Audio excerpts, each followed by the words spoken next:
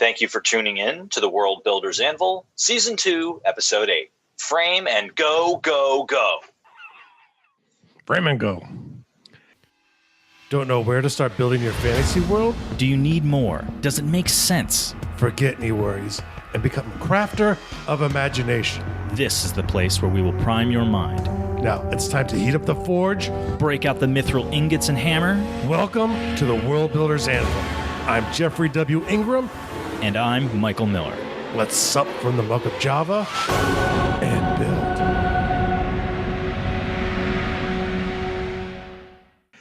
build. Welcome back. Finally, my name is Jeffrey W. Ingram. And waiting this whole time and ready to go, go, go, I am Michael Miller. Yes, we are here, back as always. Zooming. Zooming, and creating some world building here. Welcome back, Jeff. I am back after missing last week. My life is totally chaotic right now, but hey. Oh, join the club, my man. It is a nutty world right this second. Yes, it is. And everything's going funny. So I hope everyone's doing well. And I hope you're ready for some escapism because I don't plan to talk about the world at all today. Awesome. I'm down. I've been talking too much about the world lately. What do we got? So we're working with frames again today. And I think we made a reference to this a couple episodes ago. Mm-hmm. And I know in my solo episode, I think I might have mentioned something about it. And I said, or maybe it was in the other episode, we said we weren't going to get into it because it's something that we know we're going to talk about. And guess what? Today we're going to talk about it. Today we're going to talk about it. And in a way, we've talked about this before, all the way back in episode 168, but I kind of want to redo it a little bit and kind of recover some of the ideas of it. Because the idea is, I like this idea of having, a scaffolding for your world, essentially, a way that you can make stuff really quickly, trying to be concise to get only what you need and a little bit more around it. But then it gives you the ability to keep growing your world out if you want more. So it kind of gives you the overview of what you want. And so the main thing that really starts with this is what I like to call the 5 contacts to a world.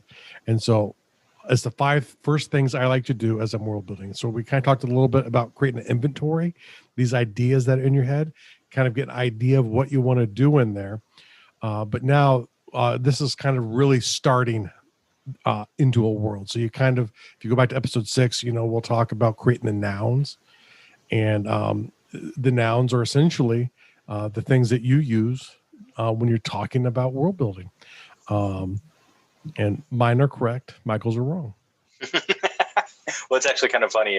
If you haven't heard the episode yet, and I don't think you have, I mentioned in last week's episode, the very beginning, I'm like, we're going to talk about bottom-up world building, something Jeff knows nothing about. Which is not completely true. I do actually have certain things I built up from. Oh, yeah, no doubt. It was just a funny dig. But it's a funny way because I typically talk about top down because I like to think in big picture and come to conclusions. But sometimes when you want a conclusion, the only way is from the bottom. And someone like Michael's very character focused, I think, in the way he likes his worlds have to revolve. It's like the commercial where the lady brings a faucet to an architect and tells him to build her a house. That's I haven't seen that, but that sounds like me. Yes, I could see that happening. So, boy, these glasses are really shiny. And they look very foggy, like your glasses are scratched up or something. Are they just filthy? They're probably filthy. They're probably scratched. These are cheap glasses, so but they filter out the blue light. Supposedly. But I like blue. That's like that doesn't allow you to sleep. It's my favorite color. Yeah, it would be. But I thought blue is supposed to be good for a room to sleep in, or are they just talking about paint? No, blue light. Blue light is bad for sleeping. Bad. That's why if you turn it on like night mode in a device, it filters out blue light. Yeah. But yeah, no, it activates your brain and makes it harder for you to relax. Interesting. Yeah. I know that red light doesn't ruin night vision. I didn't know it had anything to do also with your sleeping. So yes, it is connected to it as well. Yep. Good to know. Yep. And the irony is like every alarm clock I've ever bought they always have blue light. They're always like blue, like digital. Really? Yeah. So mine's right here, and every one I've ever had has always been red. Red? Yeah. Yeah, mine have always been red. I don't know why. Maybe it's just like what it, and I don't buy it based off of the color. I just buy it based off of like it looks like simple. This is such an interesting conversation for our listeners. We should really get away from let's get back to the topic. Where everyone falls asleep, even with the blue light. Okay. Go get a new alarm clock, guys. All right, get back to world building. Back to world building. Let's talk a bit about contacts. And this idea is like, I like 5 simple ways to touch a world quickly. So I can start getting my fingers into it. It's kind of like you get that block of clay when you're going to make your vase when you're in the movie Ghost. You need to start forming it a little bit, I guess. I have no idea how to build vases, so it's probably a really bad analogy. I think that you're trying to say you need a few things, and that could be like the stool, the clay spinning thing, the clay itself, some water in your hands. I think that's 5, right? And the first thing you need is your frame. And so what is a frame? The frame I like to think about is it's the stage you want people to see it. So I have 2 metaphors in one there. That's really ridiculous. But essentially it's the way you want, if you're going to talk to someone about this thing that you're creating, how do you want them to see it? So, and my belief is like, say, if you want to do a story about people who live in a valley and it's invaded by orcs, you really need to know about the valley. And for some safety, you need to know a little bit more than that. And that would be what I would call a frame. Now, the frame might be part of a larger world and you want to know more about the world. But the thing is, at this point, when you want to talk to someone about it, whether it's sharing it or, a novel idea, you might have a few different frames that you have to create. And then you sort of center it on which is the frame you're starting at. And that's how you would center a frame. Like you would create different frames. Like I have a setting in this city, in this woods, in this marsh, in this dungeon, wherever you would have your settings, those would each be frames. And you'll find that they're usually kind of around each other. Even when you have a big world, you typically don't have players gallivanting, at least in fantasy settings. If they're vehicles, that might not be true. But the idea is really when you're world building, you don't need to know everything at once. You kind of need to know that central frame. Really, when you're thinking of frames, the idea is that you need to understand where you want to share with people, because the facts that you're presenting to them are the things that you need to know. And for safety purpose, it's kind of good to know the fringe, the things that are just outside of the frame at least. That way, and you don't need everything. You just kind of, at this point, you're just kind of saying, I know there's a city here. I know there's a mountain range here, or I know there's a whole country here, whatever that thing is. And it could change and become more discrete unless you have a story outline already done. But on what you think you want to share with people when you start world building, that's going to be your starting frame. And then if you have a story, it's going to be when you start writing, you're going to have an idea of multiple things. That goes back to the idea of multiple, right? But wherever you start writing, that's your central frame. And it might be the end of your novel, or it could be the beginning. It depends on how you write. Sometimes you want to get to a point at the end. So that might be the best place to start as your central frame, and you're trying to get all of the pieces there. But the idea is you need to have a scope. Otherwise, if you don't know what you need, you'll never stop because you don't know what you're building. You can't recreate the, several 100,000 years of human history, or however long humans have been around, the trillions of years of Earth's history. You just can't recreate everything. So if you know where you want to be and when you want to be, you kind of say, this is the spot. Now let's work away from there. And for me, there are different ways to do that. The next is the basics, right? And so and we talked about this a couple episodes ago in creating your nouns. Create the nouns that you want to talk about when you're building your world. And then here, now that you have those nouns, you actually kind of want to start filling in anything that you know. If there's countries you want to have, if there are things that you want to have, you just start putting them in a list. Write it down on a piece of paper. This is trying to be quick. Asana or Trello have a board. Whatever you want to do that you do quick, just list wise, you start pounding out, these are places, these are names. These are specific things that fill those nouns that we created in episode 6. Here's my main character. He's going to be from this city. That city is not going to be the capital, because the capital is going to be part of a story, and he's going to be brought to the capital. The capital city's name is X, so on and so forth. Yeah, exactly. Like, this is literally the proper nouns for all of the things in your world. Exactly. Start with the things that you're. When we talked about creating the nouns, we have these big bucket areas that we create. Once you know those big bucket areas, they're going to be things that you can fill in there right away. You just know, and because they're already in your imagination, and the list could be small or large, and sometimes you're just going to come up with stuff as you go. The thing to keep in mind here is things are just going to kind of naturally roll out. You might not know all of the details to them, and that's perfect. That's exactly what we want. You're getting out your ideas that you think you want for your world. This is specific. We talked about the inventory a bit in episode 6, but this isn't really an inventory. This is things you really want to have in this world that you've thought about already. And ultimately, you're trying to create an outline for your frame. So you're trying to figure out, okay, in the frame I have, there's really only one country. I know there's going to be some countries bordering it, so I might want to know a little bit about them, even if it's not true. And then when you do this too, you kind of say, if it's outside the frame, all of the information inside the frame comes from the perspective of the people there.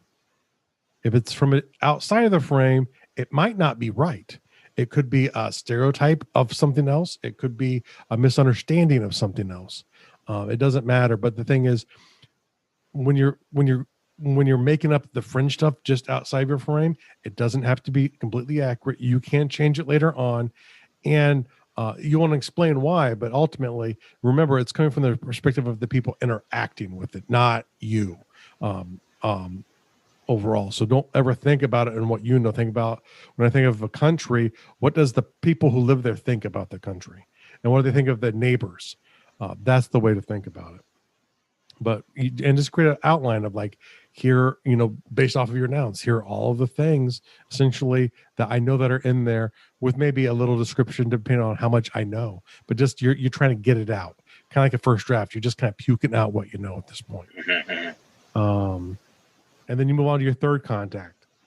So the first contact, you're just kind of doing a quick overview. You're setting your frame. Second contact, you're looking at your basic nouns, and you're trying to fill in proper nouns for all of those where you can.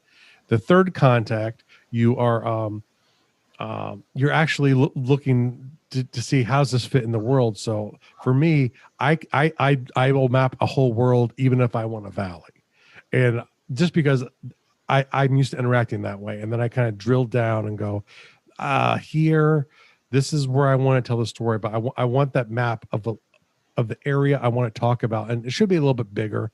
You're going to have a few things maybe on the map that you're never going to even approach in the world building, to leave those open for the imagination of people who ever look at the map, and things that you're going to need, and the classic is, you have a GM layer where there's, stuff that you as a storyteller know, but you maybe don't want other people to know.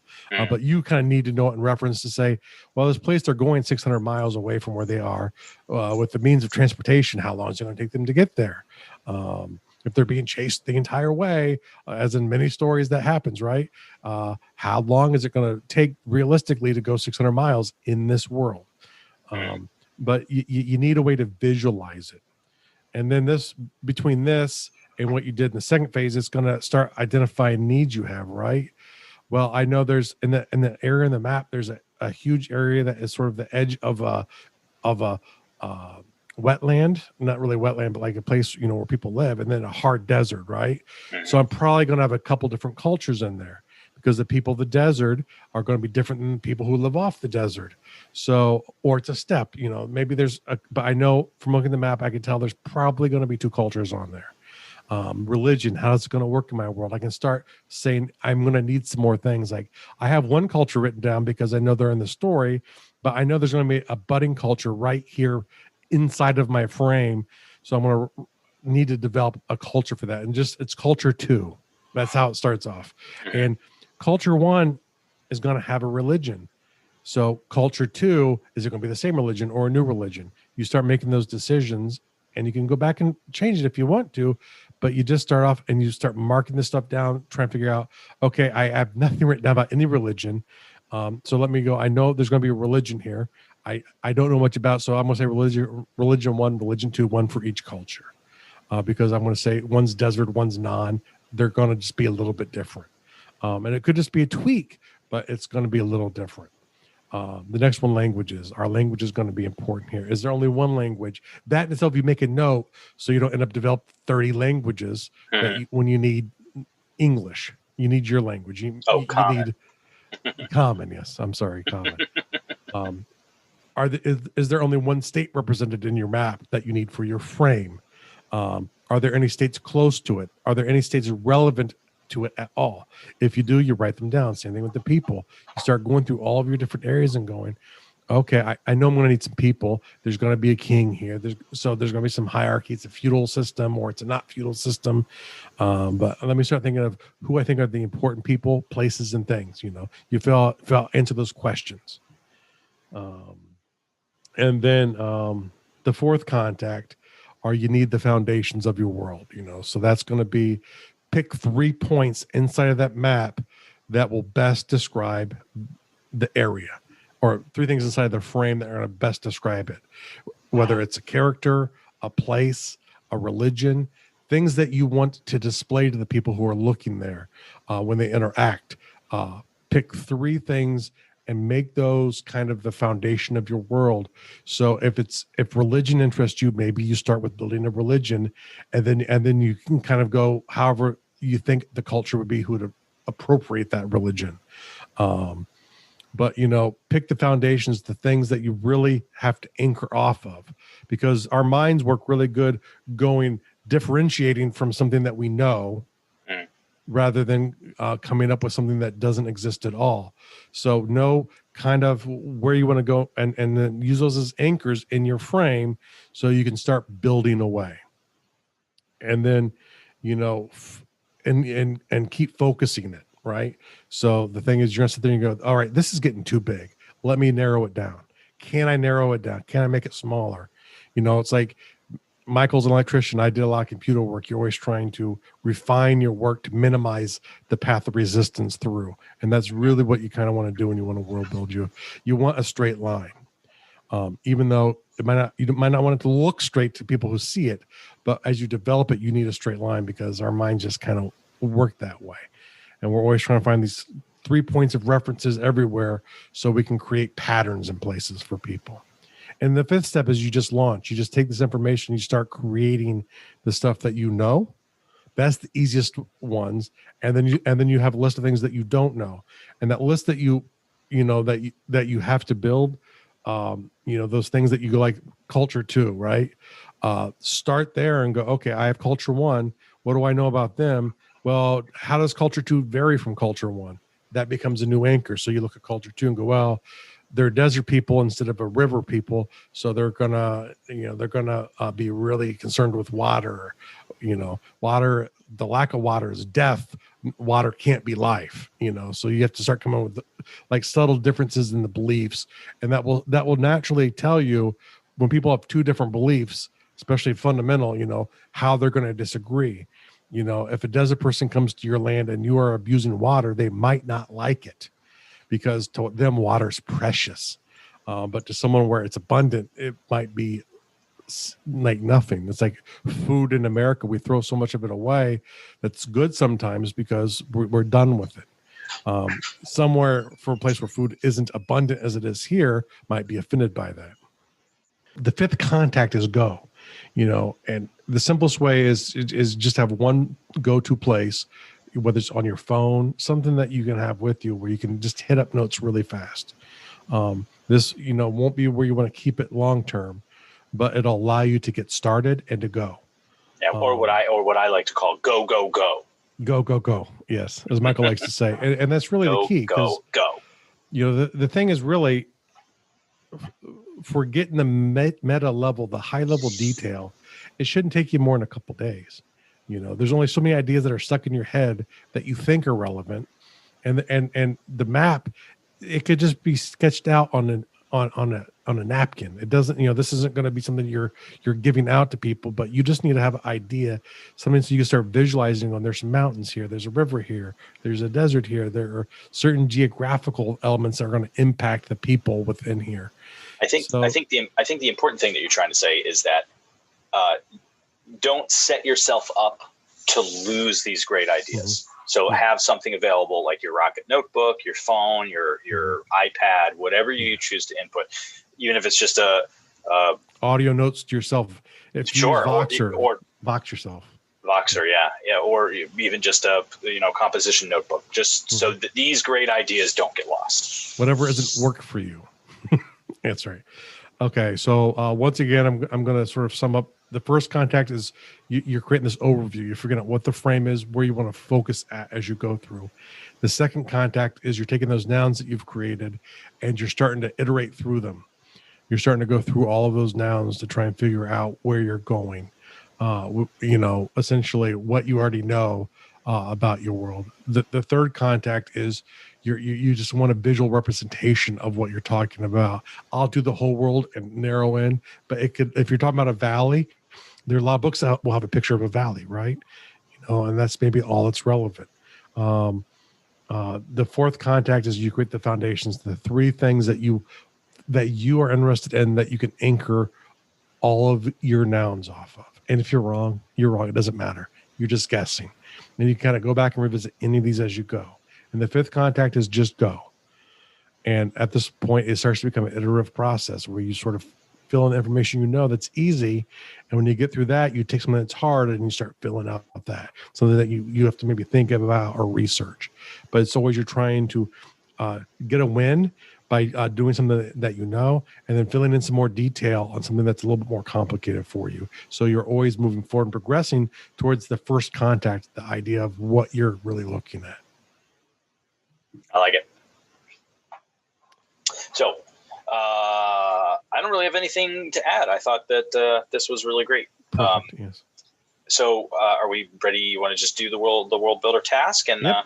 Okay. So Jeff has create a document and store your contacts. Now, I know what he means is the 5 contacts. Like take this list, try using framework perspectives with this list and go through your world, look at it, identify these things. Maybe there's parts in your world that you're spending too much time building on that you don't need right now. You can get to that later because it's preventing you from getting to your project. And maybe there's other parts of your world that you need to start getting some work done on because you do need those for the project that you want to launch. So consider the framework, go through the list, create your own contacts. And beyond that, I think Jeff has a great real world task.